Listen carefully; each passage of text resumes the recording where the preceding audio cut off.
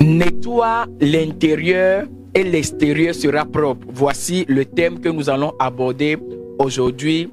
Nous sommes dans l'émission La Maison de Prière, un numéro de plus, et nous croyons que le Seigneur va nous faire grâce. Allons.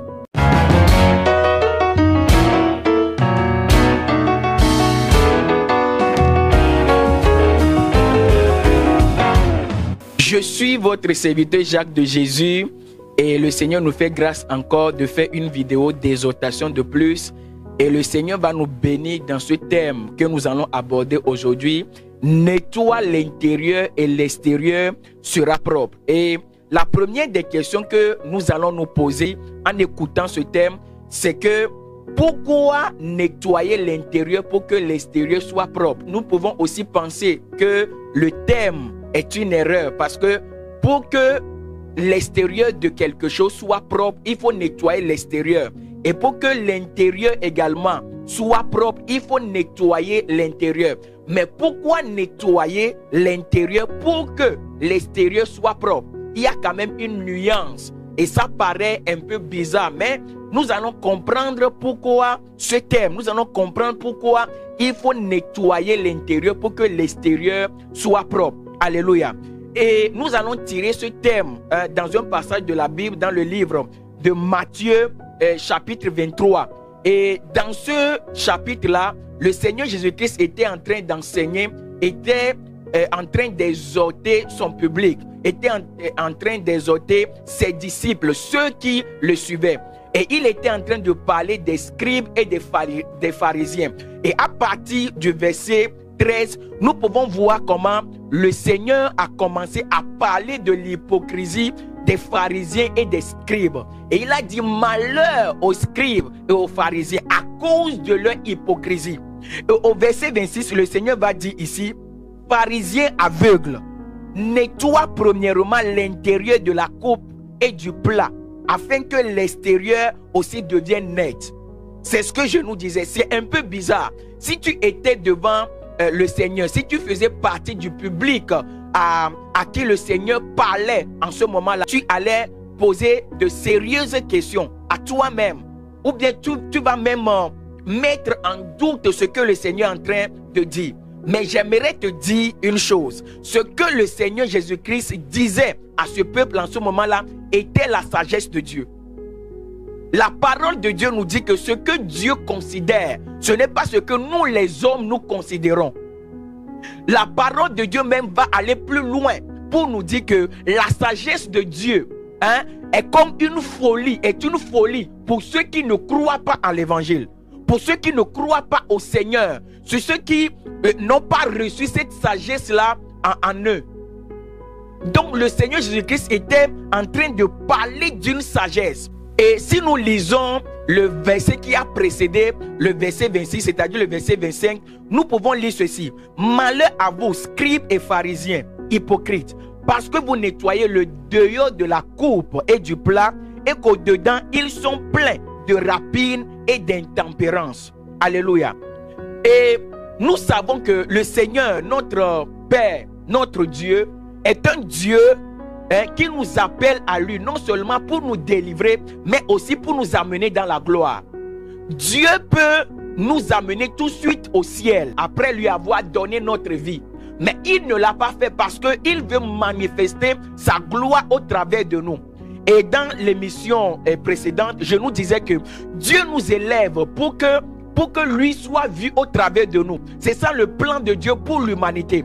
Et Dieu nous promet la gloire. Et de la même manière, notre ennemi, l'ennemi de notre âme aussi promet la gloire. Mais la gloire de Jésus-Christ, la gloire de Dieu ne se donne pas comme la gloire de Satan.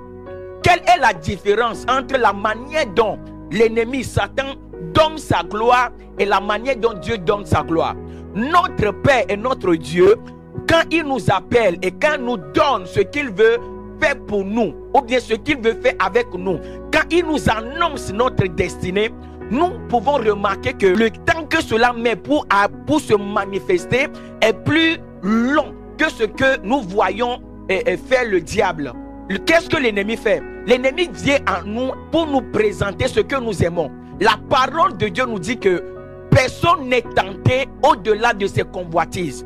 C'est plutôt ce que nous convoitons qui nous amène, qui nous dirige vers le mal. Et c'est pour ça, dans le livre de Jean chapitre 1 verset 14, la parole de Dieu nous dit que mais chacun est tenté quand il est attiré et amoncé par sa propre convoitise. Dans la version parole de vie, la Bible dit ceci: chacun est poussé au mal par son désir mauvais qui l'attire et l'entraîne.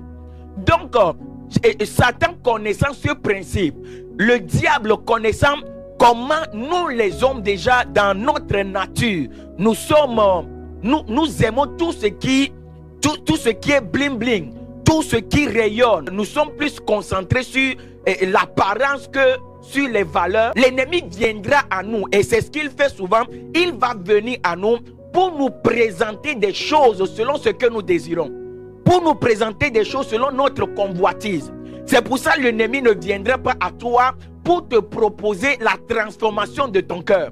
C'est pour ça que l'ennemi ne viendra pas pour te proposer des valeurs selon Dieu, mais il viendra à toi pour te proposer de l'argent, avec l'esprit de mammon. Il viendra à toi pour te proposer des biens de ce monde. Il viendra à toi pour te proposer des choses de marque, ce que les hommes considèrent. Mais Dieu, quand Dieu vient vers nous, Dieu nous propose la gloire. Dieu nous montre ce qu'il veut faire avec nous. Mais avant que cette gloire ne se manifeste, Dieu travaille notre cœur.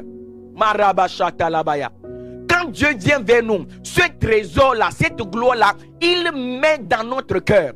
Sachant que notre cœur, avant de venir à lui,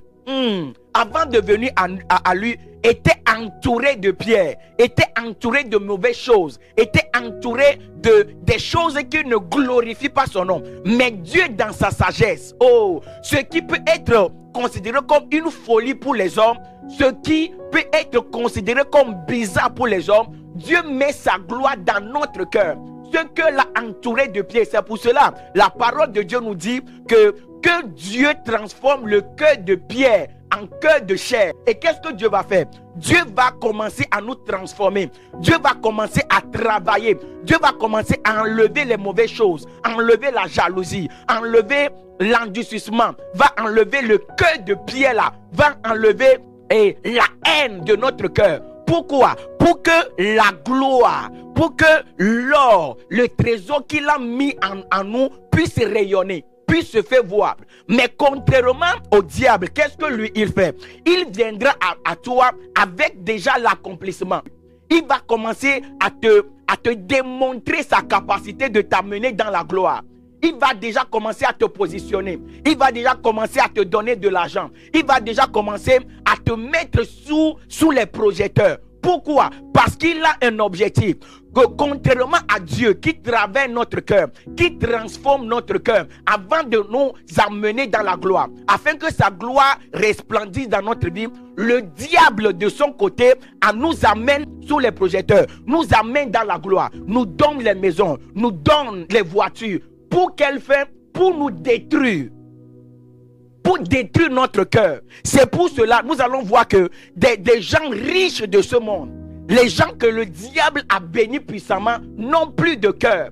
Peut-être au début de leur relation avec le diable, ils avaient peut-être encore quelque chose de humain en eux. Mais au fur et à mesure qu'ils vont grandir avec le diable, au fur et à mesure qu'ils vont monter dans leur relation avec le diable, leur cœur, l'humanité qui était en eux, leur nature humaine va commencer à se dégrader jusqu'à ce qu'ils montent à une autre dimension, à la dimension de fils du diable, à la dimension des démons. Ils n'ont plus de cœur. Ils sont capables de sacrifier des gens, de sacrifier des personnes, les personnes qu'ils aiment, pour avoir de l'argent, pour maintenir leur gloire. Mais quand Dieu t'amène déjà dans la gloire, c'est-à-dire automatiquement, tu as la compassion pour les autres. Tu as la facilité d'aider. Tu as la facilité de manifester l'amour. Alléluia. Dieu travaille l'intérieur pour que l'extérieur soit aussi propre. C'est ça la sagesse de Dieu et c'est ce qui doit être fait. Alléluia. Dieu ne viendra pas à toi pour déjà commencer à nettoyer l'extérieur, pour déjà commencer à changer ton apparence. Dieu va d'abord commencer à nettoyer l'intérieur, parce que la vraie apparence que Dieu cherche, que Dieu veut pour nous, ses enfants, c'est l'apparence qui a pour conséquence la transformation de l'intérieur. Mais l'apparence du diable, c'est cette apparence-là qui a pour objectif la destruction de notre intérieur. C'est pour ça la Bible, dans le verset qui a suivi, la Bible va dire que ceux-là sont appelés des tombeaux blanchis. Mais Rabasakaya, des tombeaux blanchis. Dans la tombe, il y a des ossements, il y a de la pourriture. Mais l'extérieur, ils ont bien embelli cela. C'est de l'or, c'est de belles parures qu'ils ont mis. Mais à l'intérieur, c'est de la pourriture. C'est ça la gloire du diable. Dieu veut que nous soyons transformés dans notre caractère d'abord. Dieu veut que les choses d'en haut, ces valeurs soient ancrées en nous d'abord, avant que certaines gloires se manifestent. Alléluia. Ici en Europe par exemple, les parents sont obligés d'acheter des vêtements, des chaussures de grande marque à leurs enfants. Pourquoi? De peur que ces enfants ne subissent des moqueries à l'école. Même à l'église, on voit ces choses-là se manifester. Les gens sont considérés par rapport à leur apparence. On te donne des premières places parce que tu es bien habillé.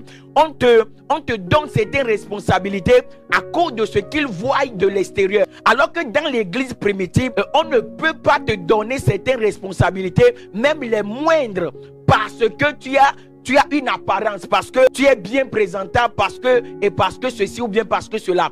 Mais il faut remplir certaines caractéristiques de valeur chrétienne. Il faut que tu sois rempli. Il faut que tu sois rempli du Saint-Esprit. Dans la chambre haute, le jour de la Pentecôte, la Bible nous dit qu'ils sont remplis de l'Esprit et ils parlaient en langue. Et dans l'église aujourd'hui, l'apparence n'est plus la conséquence de la transformation intérieure, n'est plus le fruit du brisement. On a déjà amené le monde dans l'église. On te traite selon ton apparence. Et c'est très grave. Alléluia.